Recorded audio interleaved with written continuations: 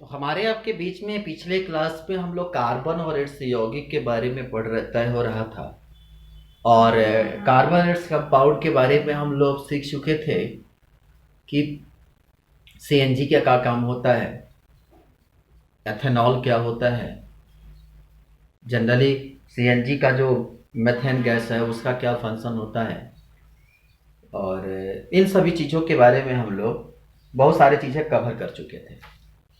आज हम लोग सीखेंगे कि जो कार्बन एलिमेंट्स होता है वो कार्बन बड़ा अजीबोगरीब एलिमेंट है। मतलब क्या बताएं, ये ऐसा एलिमेंट है जो किसी को नहीं छोड़ता है, वो सबसे दोस्ती करने की कोशिश करता है। आप अपनी क्लास में भी बहुत सारे ऐसे दोस्त देखे होंगे जिसको पढ़ने लिखने से कोई मतलब नहीं रहता, वो दोस्ती घूम घूम को सबसे करता है, उस सबकी खबर रखता है। इस तरह का ये एलिमेंट होता है।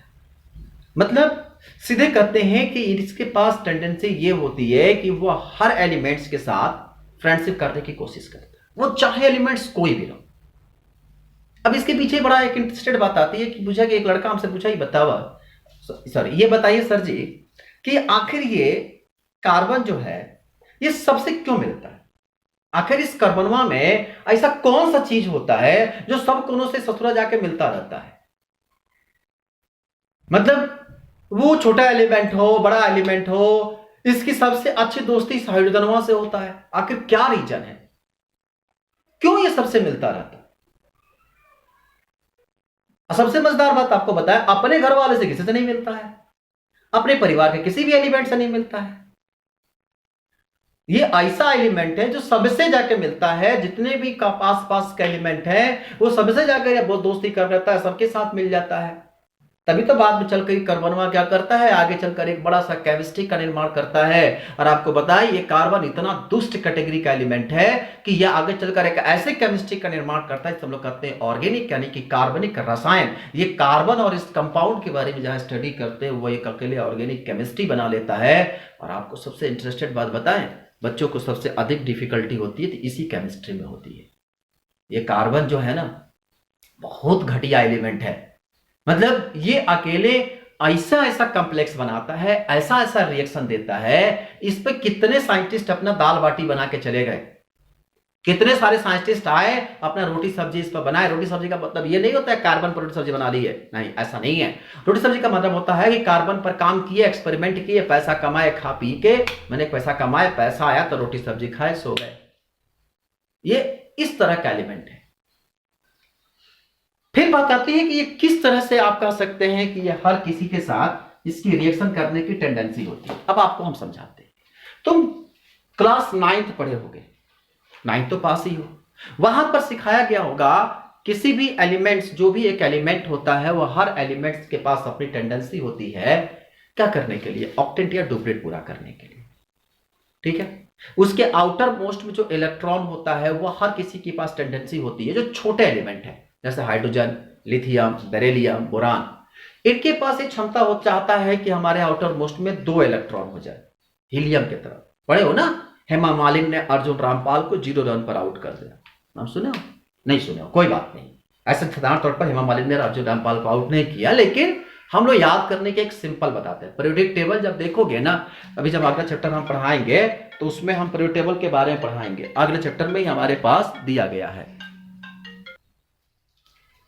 तो सबसे पहले चीज हम इसको समझने की कोशिश करेंगे कि इसका फंक्शन कैसा है।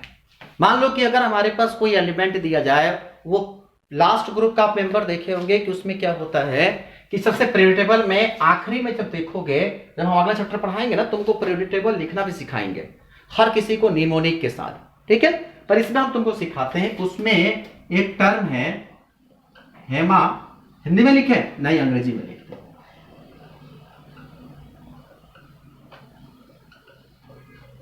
हेमा मालिनी ने अर्जुन रामपाल को 0 रन पे आउट कर दी। मैसेज लिखते हो ना, टाइपिंग करते हो ना, अरे चैटिंग तो खूब करते होगे दोस्तों से, ना किसी और से। तो चैटिंग में तुम लोग पढ़े होगे तो सबसे पहला चीज होता है हेमा, हीलियम। हेमा मालिनी ने, ठीक है, नियॉन।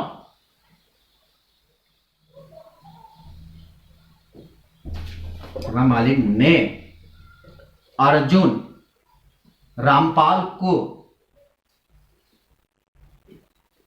रामपाल को हीलियम, नियॉन, आर्गन, क्रिप्टन, कहां गया को, क्रिप्टन, के आर यहां खप गया कलर एक ही में, जो रामपाल को 0 जेडन और रन मतलब RN, zinc, helium, neon, argon, krypton 0 run पर आउट कर दे जेनॉन और रेडॉन, या रेडॉन और जेनॉन। तो यहां पे क्या होता है कि जेनॉन और रेडॉन जो है ये यहां पर एलिमेंट्स होते हैं, ठीक है। अब सबसे बड़ी चीज आपको बताएं तो इसमें एलिमेंट होता है helium, neon, argon, krypton, xenon, He और Rn, ठीक है।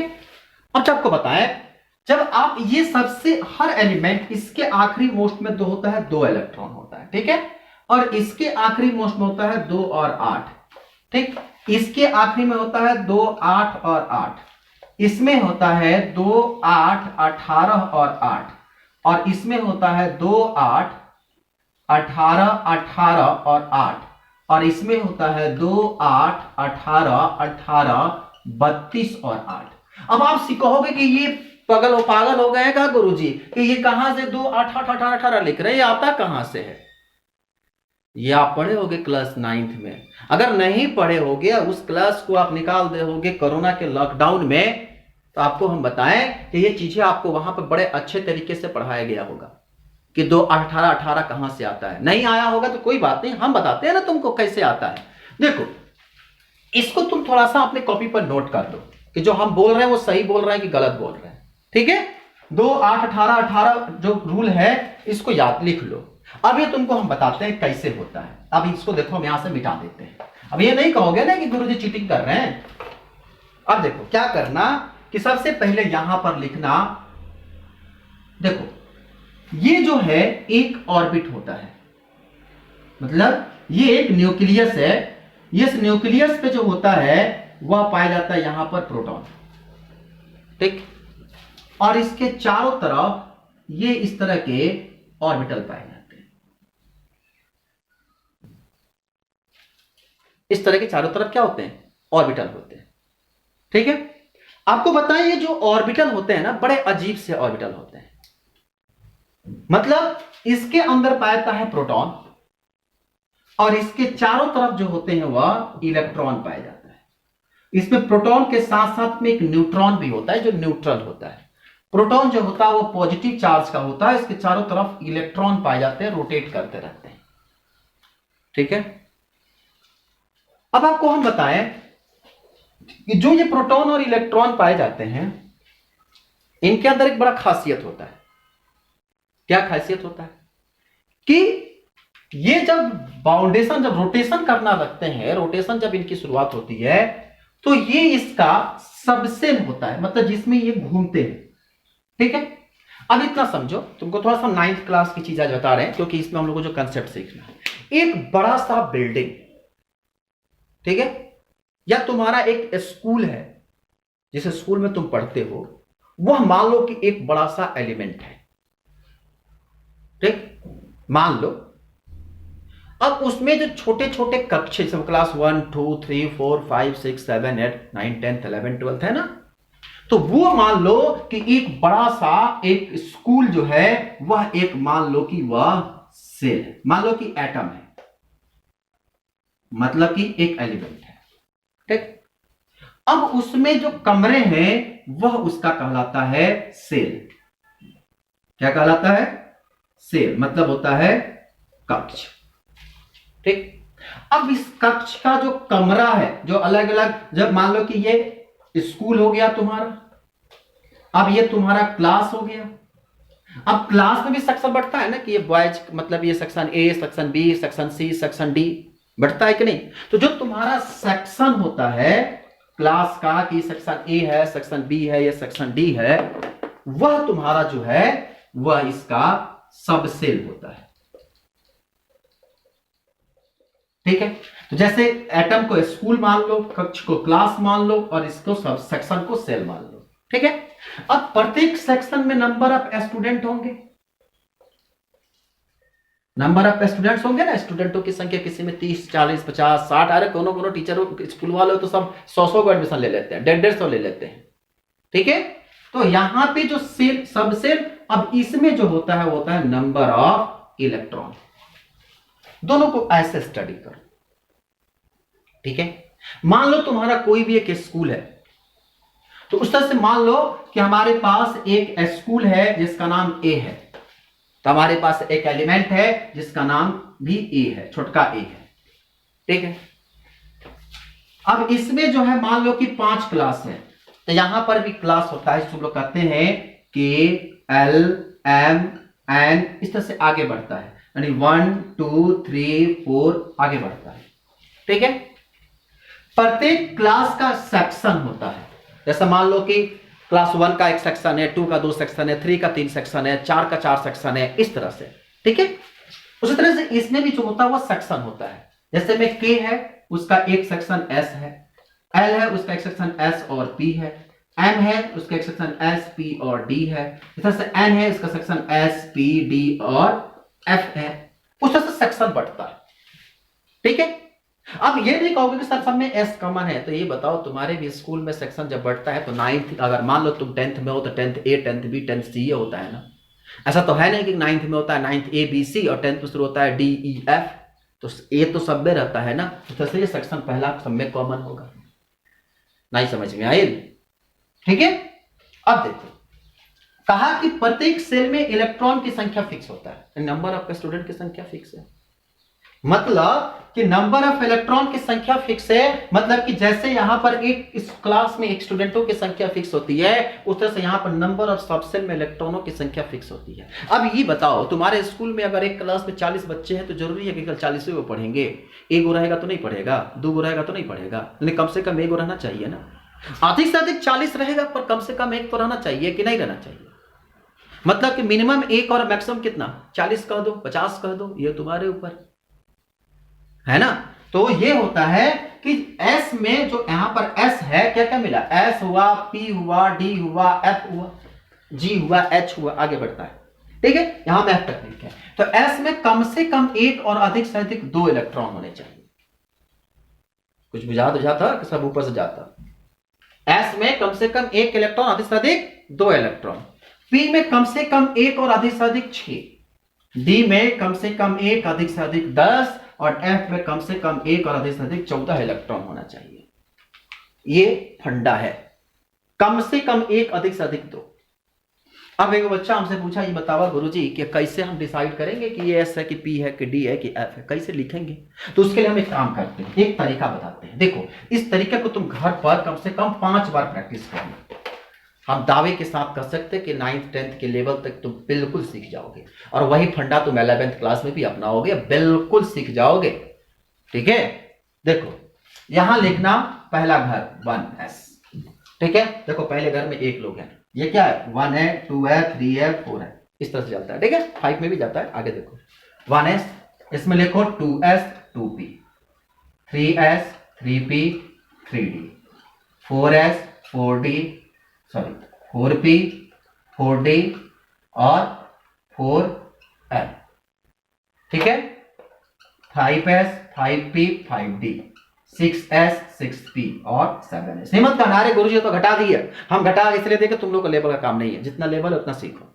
ठीक है, अभी काम करना, ऐसे काटना, ऐसे तिरछे, देखोगे कि लास्ट में जो है ना तुम्हारा सब कट जाएगा, एकदम बिल्कुल तिरछे काटना, और जैसे काटे हैं ना ऐसे उसको सजा देना। देखो ऐसे सजाना है, ऐसे काटे थे ना, जैसे काटे थे वैसे सजाना है, ये नहीं कि यहां से गए ऐसे घूम गए, नहीं, ऐसे सजाना है। मतलब सजाना कैसे, देखो सबसे पहले क्या है 1s, कहां लिखी, बड़ा में लिखना है, कोई नहीं,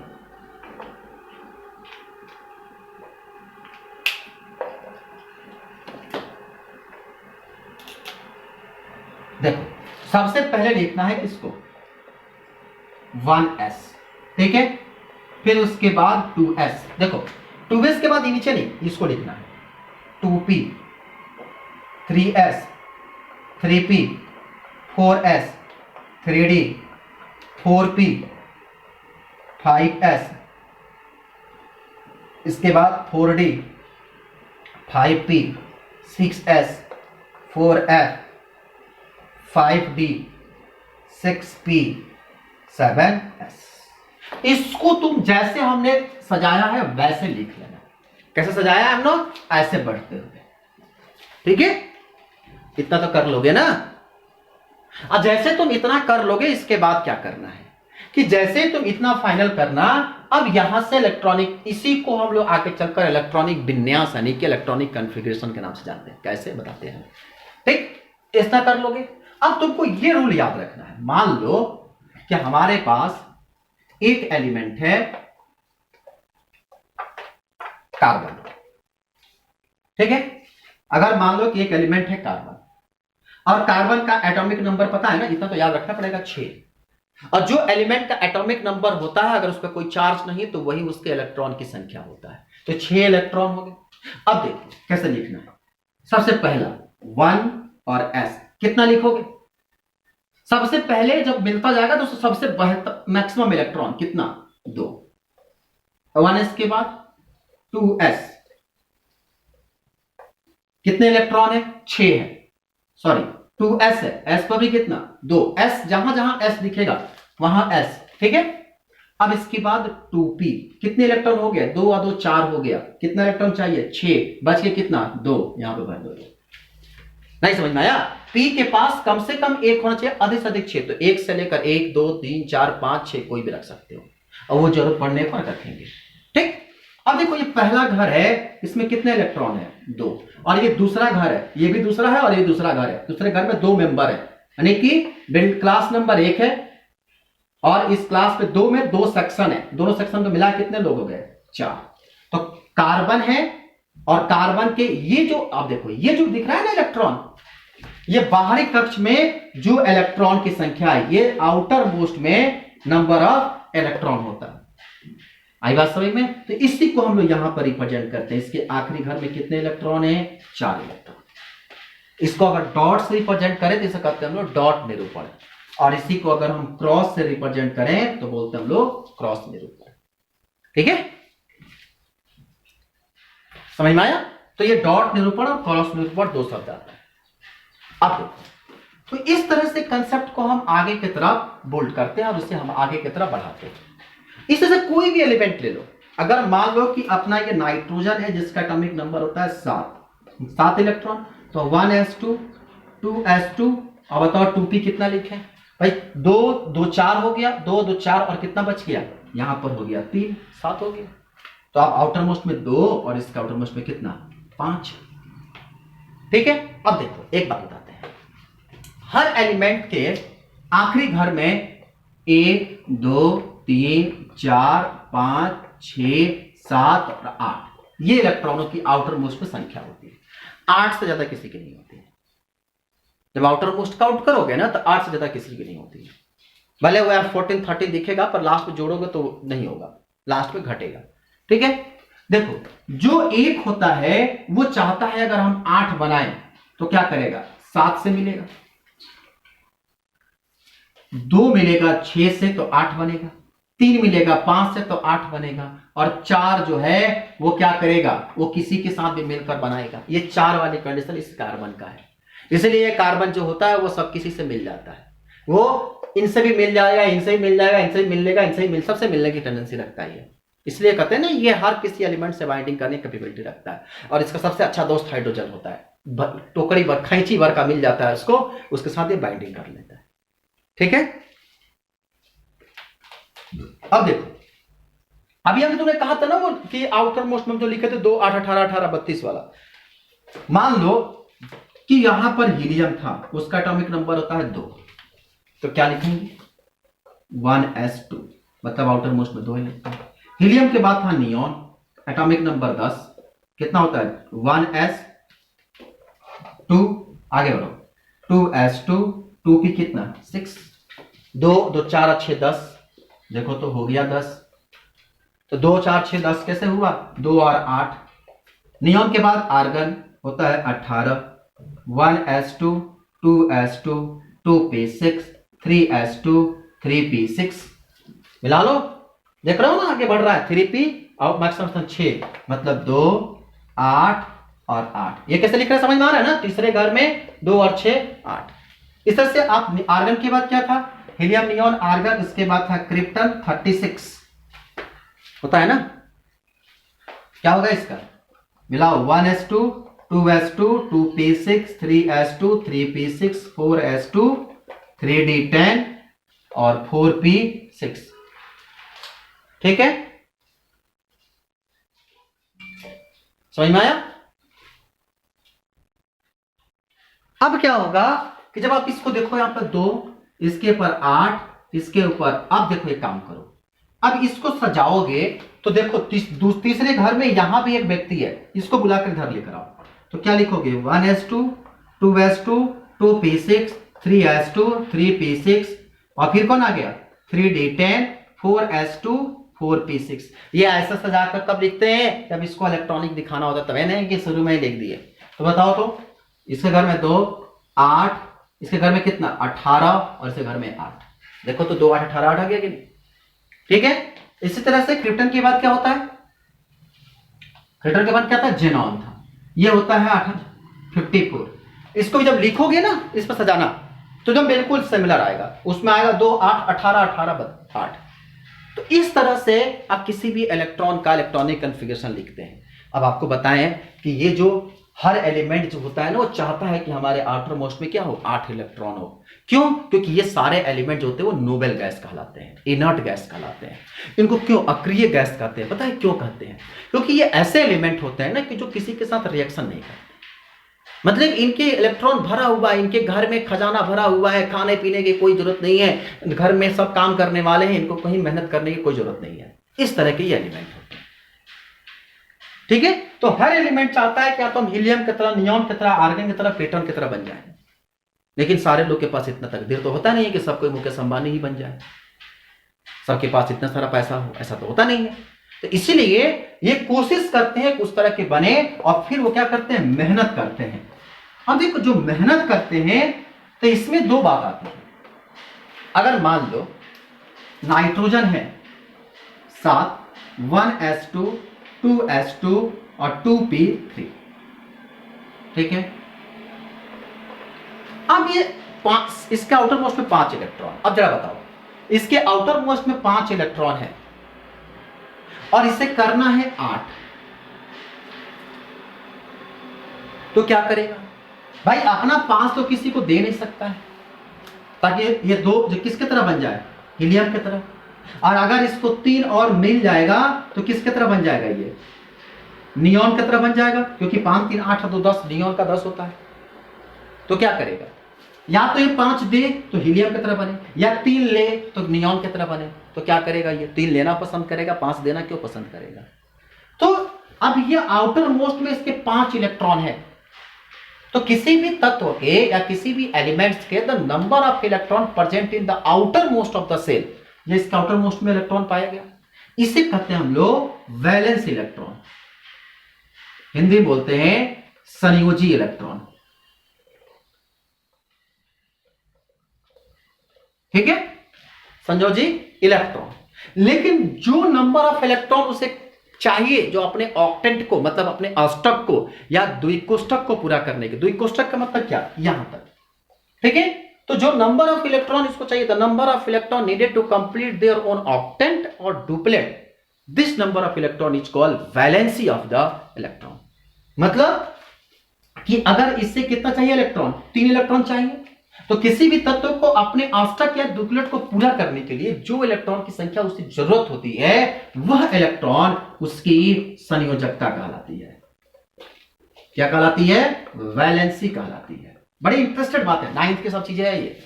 तो जो वैलेंस इलेक्ट्रॉन और वैलेंसी दोनों अलग चीजें, संयोजी इलेक्ट्रॉन, संयोजकता, सोचता है कि जितने इलेक्ट्रॉन उसको चाहिए अपने ऑक्टेंट को कंप्लीट करने के लिए। और वैलेंस इलेक्ट्रॉन का मतलब होता है उसके आउटर मोस्ट में कितने इलेक्ट्रॉन है। तो ये क्या कहेगा? 3 किसी को दे दे, 3 किसी से क्या करेगा? ये लेगा। जब नाइट्रोजन को 3 इलेक्ट्रॉन कोई दे देगा तो अपनी स्टेट कोशिका हो गई, कंप्लीट हो गई। तो जब लेगा तो उसके ऊपर माइनस चार्ज, अगर देगा तो वह प्लस चार्ज। तो इस तरह से इलेक्ट्रॉन की लेन देन की जरूरत पड़ती है। अब जैसे मान लो कि अगर हम एक एग्जांपल आपको दें, एक सिंपल एग्जांपल आपको लेते हैं।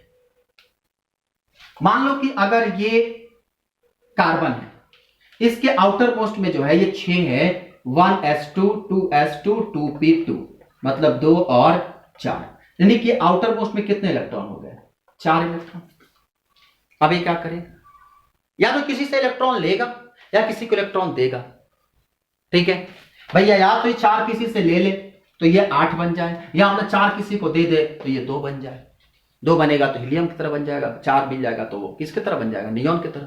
तो अगर मान लो कि 4 हाइड्रोजन को लेकर आया, इसके आउटर मोस्ट में एक एक इलेक्ट्रॉन, तो क्या करेगा? इसके साथ ये बाइंडिंग करेगा, इसके साथ ये बाइंडिंग करेगा, इसके साथ ये बाइंडिंग करेगा। अब जरा देख के बताओ, इनके ये इससे मिल गया, ये इसको मिल गया। अब जरा देखो, ये इसके साथ मिल गया तो इसके टोटल इलेक्ट्रॉन की संख्या कितना हो गया? 8 हो गया। और हाइड्रोजन, एक बार तो हाइड्रोजन अपना इलेक्ट्रॉन देकर इसको 8 कर दिया, और हाइड्रोजन भी अपना एक इलेक्ट्रॉन इससे अगर लेकर ये भी अपना हीलियम बना सकता है। तो इनके बीच में साझेदारी होती है, दोस्ती होती है कि जब हमारा जरूरत पड़ेगा तो तुम हमें इलेक्ट्रॉन दे देना, और तुम्हारा जरूरत पड़ेगा तो हम तुमको इलेक्ट्रॉन दे देंगे। और इससे इनके बीच में एक एक इलेक्ट्रॉन की साझेदारी होती है, जहां से इनके बीच में एक बॉन्ड का निर्माण होता है और एक दोस्ती बनती है। और इसी दोस्ती को हम लोग एक बॉन्ड यानी कि बंध के नाम से जानते हैं। और चूंकि इनके बीच में एक बंध बना है, इसीलिए इसको हम लोग सिंगल, या इसी को हिंदी में एकल बंध के नाम से जानते हैं। नहीं समझ में आया? तो ये एक प्रोसेस होती है, कंप्लीट करते हैं single bond, double bond, triple bond किसे कहते हैं, इसका ये कंप्लीट कंसेप्ट होता है। समझ में आया? तो हम उम्मीद करते हैं कि आपको ये बड़ा अच्छे से कंसेप्ट समझ में आया होगा। इस तरह से अगर मान लो, अगर ऑक्सीजन है, इसके आउटर मोस्ट में 8 इलेक्ट्रॉन है, 1s2 2s2 2p4, मतलब 2 और 6। आउटर मोस्ट में कितने इलेक्ट्रॉन है? इसके 6 इलेक्ट्रॉन है, मतलब इसको कितना इलेक्ट्रॉन चाहिए? 2 इलेक्ट्रॉन चाहिए। अगर मान लो यहां पे कार्बन है, इसके पास 4 इलेक्ट्रॉन है, तो ये 2 तो इसको दे सकता है। अगर एक ऑक्सीजन और आ जाए तो इसके आउटर मोस्ट में 6 इलेक्ट्रॉन। लो, इसको हम डॉट्स क्रॉस से दिखा देते हैं। तो क्या करेगा? इस कार्बन के साथ अपने 2 इलेक्ट्रॉन की साझेदारी कर लिया, और इस कार्बन के साथ ये अपने 2 इलेक्ट्रॉन की साझेदारी कर लेगा। अब देखो तो, और इस कार्बन के अपने इसके साथ साझेदारी कर लेगा तो कार्बन का कितना? 1 2 3 4 5 6 7 8 कंप्लीट हुआ। और ऑक्सीजन कितना? 1 2 3 4 5 6 7 8 कंप्लीट हो गया। मतलब कि इनसे 2 इलेक्ट्रॉन की साझेदारी हुआ, तो कार्बन और ऑक्सीजन के बीच में क्या? 2 इलेक्ट्रॉन की साझेदारी हुआ। और जब कार्बन ऑक्सीजन के बीच में 2 बॉन्ड की साझेदारी हुआ, तो इसे हम लोग कहते हैं डबल बॉन्ड, यानी कि द्विबंध। और यह स्ट्रक्चर किसका हो गया? CO2 का। तो इस तरह से जो होता है वह स्ट्रक्चर का निर्माण होता है। तो आप अगर मान लो, एक एग्जांपल और देते हैं, ले लो अगर नाइट्रोजन है तो इसके आउट 7 होता है, 1s2 2s2 2p5, तो 2 और 5 7 हो गया। मैंने इसको आउटर मोस्ट में 3 इलेक्ट्रॉन चाहिए, तो ये नाइट्रोजन, इसके आउटर मोस्ट में 5 इलेक्ट्रॉन है। अगर मान लो कि एक और नाइट्रोजन आता तो इनके आउटर मोस्ट में 5 इलेक्ट्रॉन होता। ये आपस में 2 भाई मिल गए, कहा एक काम कर भाई, तू हमको अपना 3 इलेक्ट्रॉन दे दे, हम 8 हो गए। ये कहा काम कर, तुम अपना भी हमको 3 इलेक्ट्रॉन दे दे, हम भी 8 हो गए। मतलब कितने साझेदारी हुआ? 3 इलेक्ट्रॉनों का। तो नाइट्रोजन के बीच में कितने बन गए? ट्रिपल बॉन्ड, यानी कि त्रिबंध। अब एक बच्चा हमसे पूछा कि सर कार्बन के आउटर मोस्ट में 4 इलेक्ट्रॉन होता है, तो कार्बन मिलकर 4 बॉन्ड का फॉर्मेशन क्यों नहीं कर लेता है? भैया कार्बन है, इसके आउटर मोस्ट में 4 इलेक्ट्रॉन होता है, तो कार्बन और कार्बन मिलकर 4 बॉन्ड क्यों नहीं बना लेता है? ये 3 ही बॉन्ड क्यों बनाता है? तो हम आपको बताएं किसी भी बॉन्ड को बनाने के लिए बहुत ज़्यादा एनर्जी की आवश्यकता होती है। इतना आसानी से कोई बॉन्डिंग नहीं बनती है। अरे यहाँ तक कि किसी लड़के को या लड़का को दोस्त बनाना हो या किसी लड़की को दोस्त बनाना हो तो उसमें बड़ा पैसा खर्चा होता है, एनर्जी लगानी पड़ती है। इतना आसानी से कोई दोस्ती नहीं होती है। तो उस दोस्ती को मेंटेन रखने के लिए एनर्जी लगाना पड़ता है ना, दोस्ती पैसा खर्चा करना पड़ता है कि नहीं। तो भैया ये एलिमेंट है, ये भी तो किसी के साथ मिलने के लिए एनर्जी देना पड़ेगा। तो इतना एनर्जी नहीं रहता है कार्बन कार्बन के बीच में कि वो 4 बॉन्ड का फॉर्मेशन कर ले।